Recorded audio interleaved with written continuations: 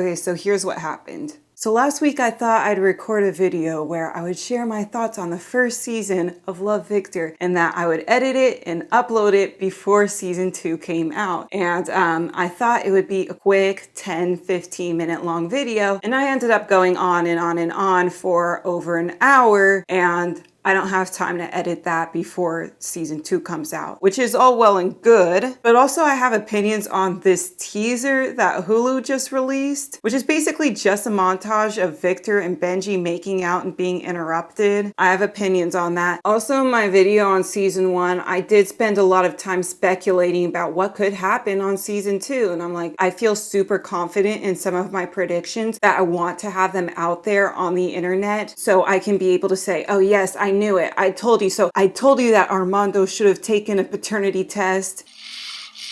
Adrian told me I have to step up my bedtime stories because they're getting a little basic.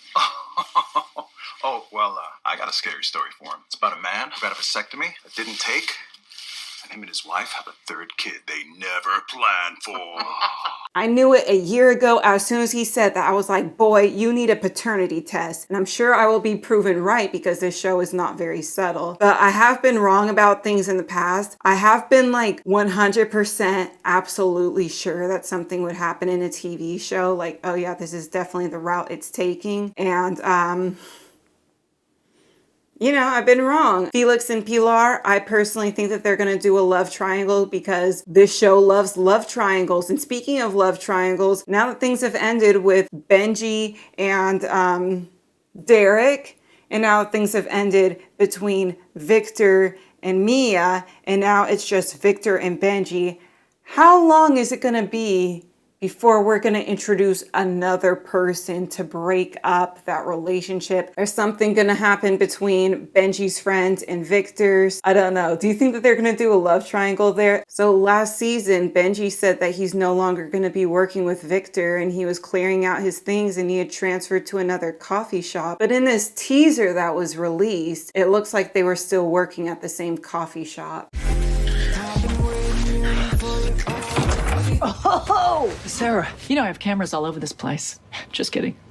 Or am I? That's got to be some sort of dream sequence. Like maybe he was fantasizing about how much he misses Benji, how much he misses working with Benji. Because who the hell does that? I understand, you know, when you're a teenager, you don't have a lot of places to do things if you want to do things. I mean, we do see in a lot of teen shows people sneaking off to the janitor's closet. I can understand that. Taking off your significant other's clothes while you're at work. I don't buy it for now. Look, we do have some dream sequences in the show. Like, you know, he fantasized about taking Benji with him to the Ferris wheel and everybody was booing him and that shit. So I think similar with that coffee shop thing. Oh, and one thing that was interesting, we see a dad. We see Benji's dad. You're using Nana's throw. Benji's grandmother made that for him right before she died. Really, it's soft. Benji mentioned his dad earlier in season 1, and I mentioned in my video, which I have not edited or uploaded, but I will eventually, that I was wondering, you know, if we're going to learn a lot more about Benji, if we're going to spend a lot more time with him, and hopefully not just when Victor's around, but maybe the cameras might follow Benji around when Victor's not there. Similarly to what happened with Mia, where we saw what was happening with Mia's home life, even when Victor wasn't around. The fact that we got introduced to the dad, that's a good sign. I saw a lot of comments on that video saying, ooh, this is too hot for Disney Plus, but the show will be on Disney Plus for people across the pond. So to kind of backtrack, there was a story last year. Love, Victor was originally created for Disney Plus, but according to this Deadline article that I read, Disney Plus wanted their content to be more family friendly. Also, High Fidelity was originally for Disney Plus, but that show has nudity. Like, it makes sense for that to move from Disney Plus to Hulu, given what I saw in High Fidelity, and also given that High Fidelity is about a woman in her 30s and exploring love and sex and relationships and all of that. Like, that move made complete sense to me. But Love Victor was going to air on Disney Plus, but then Disney Plus and the Love Victor people decided that Hulu would be a better fit. So then it aired on Hulu and it became incredibly popular on Hulu. And Hulu, I believe, is only available in America and in Japan. So then there were international people who wanted to watch the show legally, and now it's on Disney Plus once again. Anyway, for people like me, it's going to be on Hulu on June 11th. We're going to see every episode. I don't know if I'm going to binge everything in one day, but you could. Whereas the people who are watching on Disney Plus, they're going to have to wait every week for new episodes. And hopefully you won't get spoiled. So I did read another article. Basically, the question was, did Disney Plus censor anything when it comes to, like, I don't know, the gay stuff, since they decided to air that and since they're going to air season 2? Basically, they didn't censor any of the gay shit. It was mostly things regarding underage drinking. The co-showrunner, Isaac Taker, revealed that the only parts they censored were boring aspects such as underage drinking. They're really great, he said. There's normal stuff, but it's not what you think. It's about underage drinking. It's not really related to the gay content. It's showing brands of cars. It's boring stuff. Laughs. In terms of supporting the gay love stories on the show, they're all in. I think people have to understand it's a bummer, but spending this kind of money, that this is a big, high-budget show. Writing this kind of check to make something like that, that's an LGBTQ story, is still something of a leap in this day and age. It shouldn't be, but it is, and Disney has fully supported it. They are writing the checks. They're saying, go make this big, expensive thing because we believe in it. We believe these stories need to be told and that there's going to be a big universal audience for this. We felt so supported by the company. They were also asked in this interview about, like, why was it originally for Disney Plus but then moved to Hulu? And again, it doesn't sound like there was any big drama or anything like that. They were just saying, oh yeah, this show ended up being more mature than we originally planned.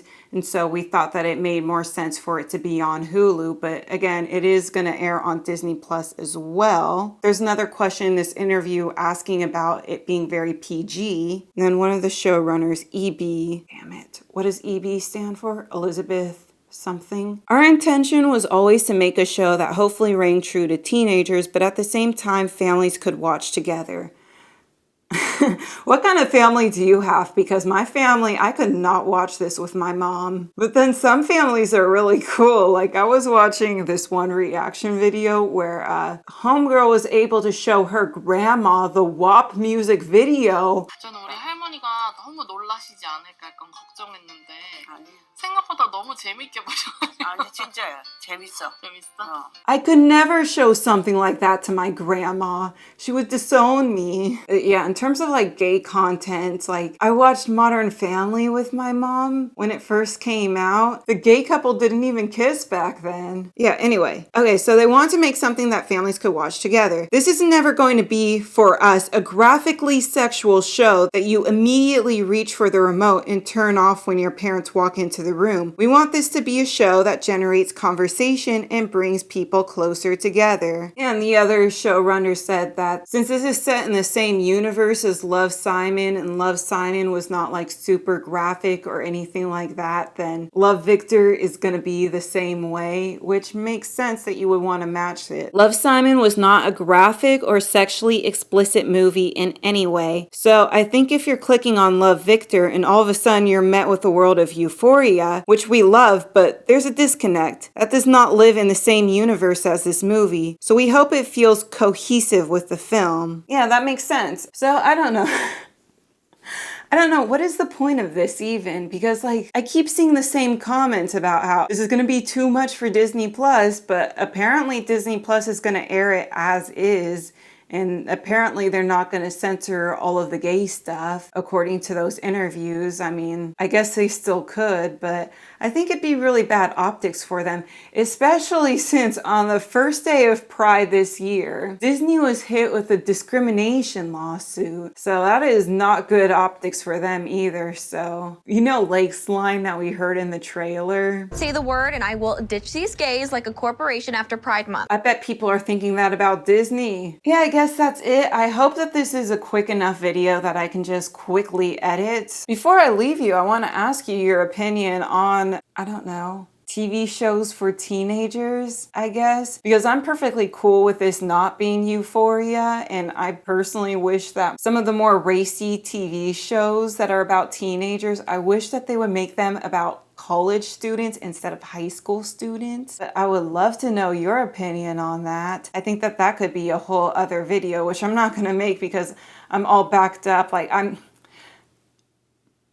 meant to start off Pride by talking about one of these reboots that's coming soon to your least favorite streaming platform, according to one of the polls that I did like a couple months ago or something. But yeah, I'm still editing that. I have to edit this video and I'm stalling. But leave in the comments, what reboot am I going to talk about? When will I drop that video? I'll drop that video on Sunday.